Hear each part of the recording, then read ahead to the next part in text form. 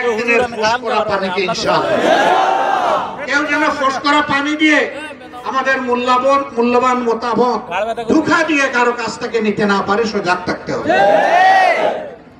এদেশে আলিম উলামা লাঞ্ছিত হয়েছেন, খুন হয়েছেন, গুম হয়েছেন, দফায় দফায় জেলে গিয়েছেন, অন্যান্য দলের নেতৃবৃন্দ গিয়েছেন, সাধারণ মানুষের এই একই অবস্থা হয়েছে।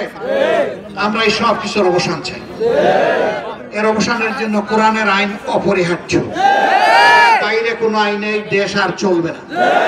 কোরআনের আইনই এখন একমাত্র সমাধান। সব আইনের পরীক্ষা নিরীক্ষা দেশে হয়ে গেছে, নতুন করে দেখার আর কিছুই বাকি নেই।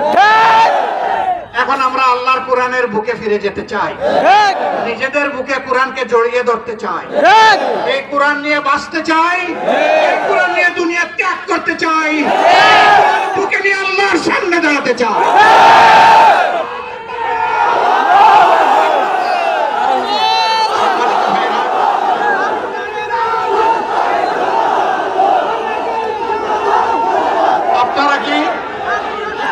আপনারা কি আমার এই আহ্বানের সাথে একমত? শিওর আপনারা একমত? তাহলে হাত তুলে আল্লাহ তাআলাকে সাক্ষী রেখে দেখুন।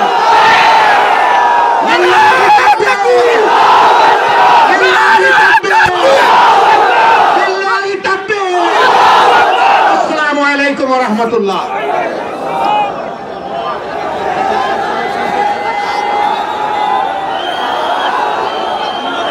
ঠিক আছে,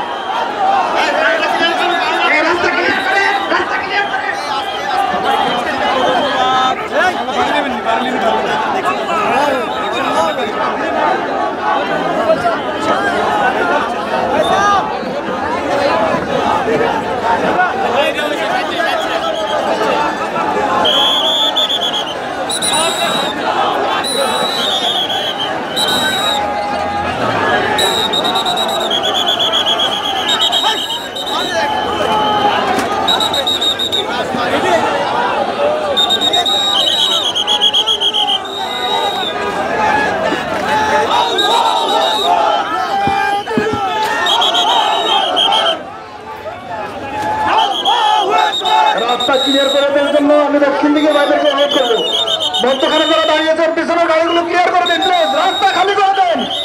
দক্ষিণ দিক থেকে এবং উত্তর দিক থেকে গাড়ি আসতেছে, নেতৃবৃন্দ এবং দায়িত্বশীলদের গাড়ি আসতেছে, রাস্তা খালি করে দেন, রাস্তা খালি করে দিন, প্লিজ রাস্তা খালি করে দিন, গাড়িগুলো যেতে দেন।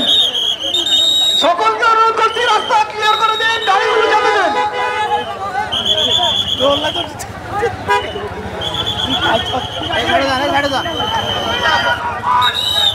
এই পর্যায়ে বক্তব্য রাখবেন ইসলামী ছাত্র শিবিরের সাবেক কেন্দ্রীয় সভাপতি ইয়াসির আরাফাত ভাই। ইয়াসির আরাফাত বক্তব্য রাখবেন।